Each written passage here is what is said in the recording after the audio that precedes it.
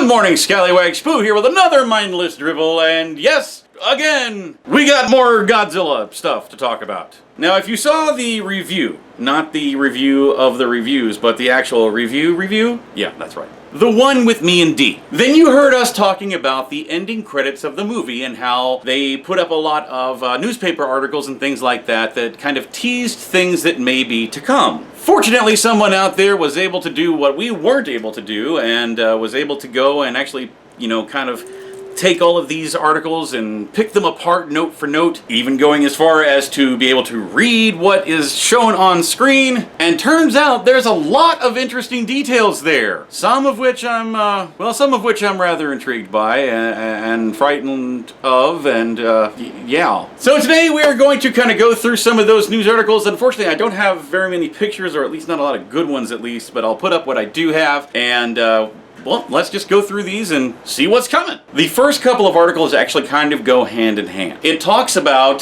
something that we mentioned in our review, that Godzilla's path through the Pacific is actually bringing back a lot of new flora, fauna, animals, all sorts of things. Fish populations are growing. 14 different animals have been taken off the endangered species list. So life is thriving. And it turns out that we made several jokes about cancer and the radiation, things like that, the radiation that the Titans are putting off is actually a life-giving radiation, not a life-taking one. Another fun note that's mentioned in this article is that it actually is reversing the melting of the polar ice caps. So, as irony would have it, it turns out that Vera Parmesan Megan from Stau was right in that, releasing the Titans would actually be a good thing for the planet. Because humans bad, we destroy, big monster destroy, be good, planet good. I like words. And while personally I thought that, their plan was a big load of crap, that's what we call a play on of words, it turns out that Titan feces is like the world's greatest fertilizer, apparently. So, yay for poop. The next news article is talking about Godzilla truly being king of the monsters, that he is kind of keeping the Titans in check, if you will, keeping them in line and keeping them from going off and just destroying a bunch of cities and fighting,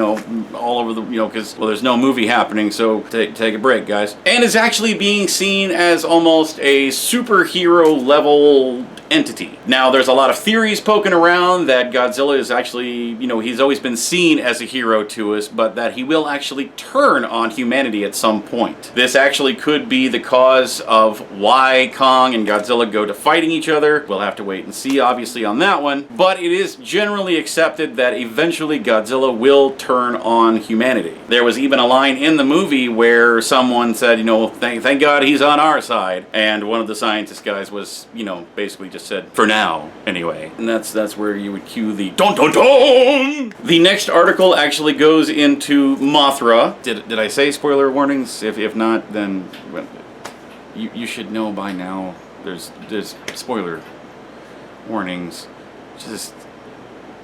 That's what the internet is for. Of course, during the big fight between Ghidorah and Rodan and Mothra and Godzilla and everything, Mothra sacrifices herself to save Godzilla. And of course, such an iconic character just can't be gone after a short stint in one movie, and that's where the next article comes into play. Basically, a giant insect egg is discovered. This, of course, will be the new Mothra, because Mothra is, going to be, is basically eternal, seen like a god. And in case you missed it, the fairies, the Mothra fairies, they were kind of in the movie with Dr. Chen and her twin sister, and that they were a lineage of twins and things. If you didn't catch that, that's what that was. Duh. I mean, come on. What do you sleeping through the movie?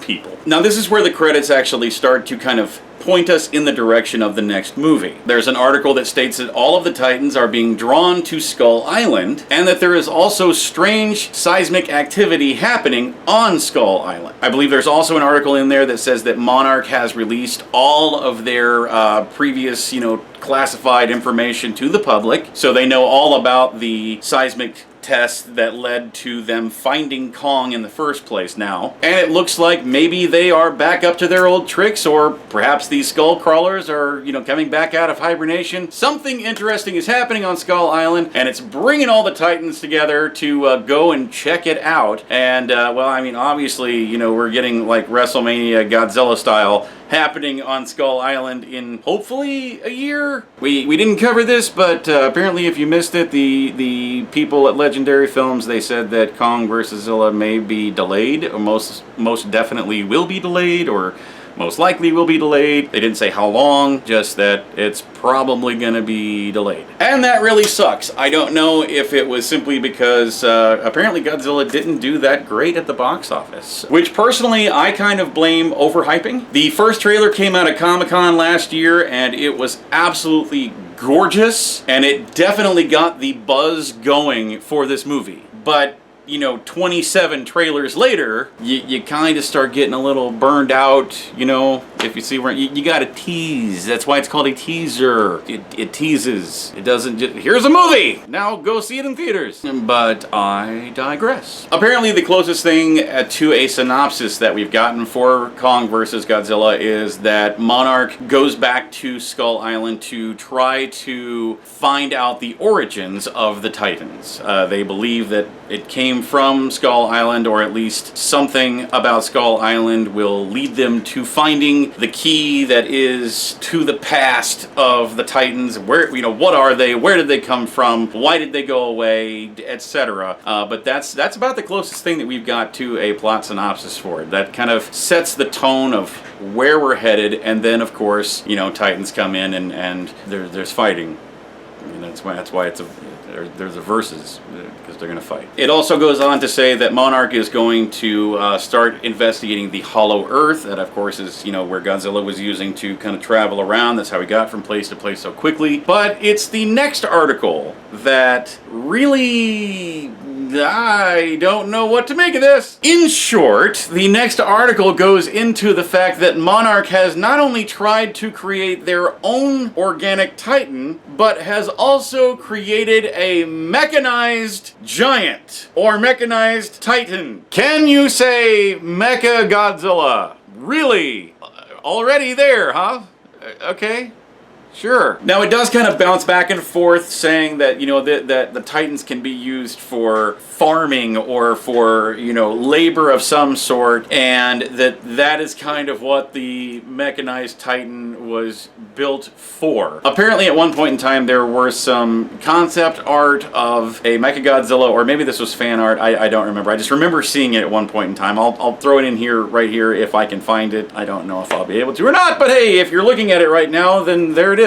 But, yeah, I mean, with all the monsters that exist in the Toho universe, and they even tried to get Gamera, so, I mean, maybe the crossovers, that would be my dream crossover, but, instead of taking the time to, see all these other monsters and things, we're just gonna jump right to the mechs, I guess. And, I hope that that's not why they got the head of Ghidorah at the end of King of the Monsters, because Mecha Ghidorah, but it's too soon. It's way too soon for that. I mean, I'll definitely, be first in line to watch it, but it's too soon! And it is also mentioned that Monarch has built this giant mech monstrosity, no pun intended there. But it also does mention that Monarch has built this mechanized Titan on Skull Island. So everything seems to be revolving around Skull Island, obviously. I mean, that is what we're setting up for. So definitely ready to see some giant monsters fighting each other. I'm ready to see Kong and Godzilla go head to head. I mean, it's been, what, 30, 40 years since the events of Kong Skull Island, and Kong was still very young in that movie. If you remember the scene where he's there with the remains of his parents, you can see how small he is compared to them. So seeing this absolutely just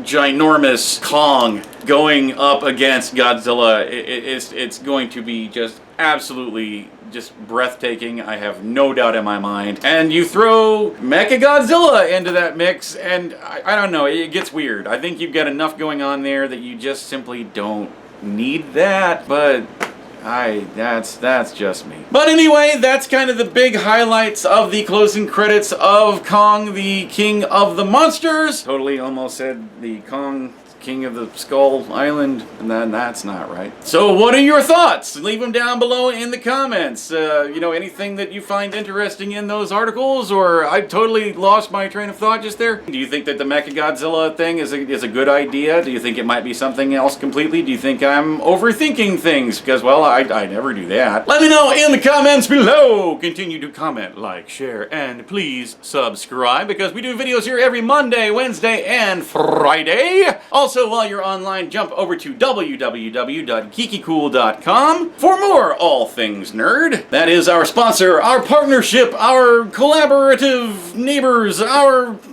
friends, and just like you.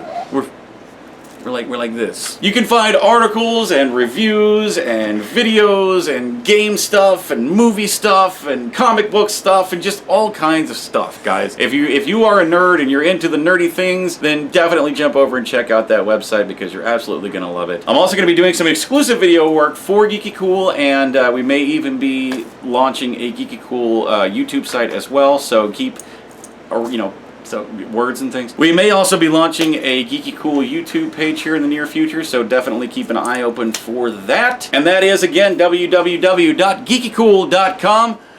Check it out. And that's going to wrap it up for today, guys. Thank you so much for watching. Make sure you check me out on Facebook, Twitter, Instagram, and all those fun things. You'll find all the addresses at the end thing, the little end cap video thing. It's like a purple screen, and it's got other videos you can watch, and there's information there as well. And so, yes, I'm repeating myself. So thank you guys so much for watching. Love each and every one of you.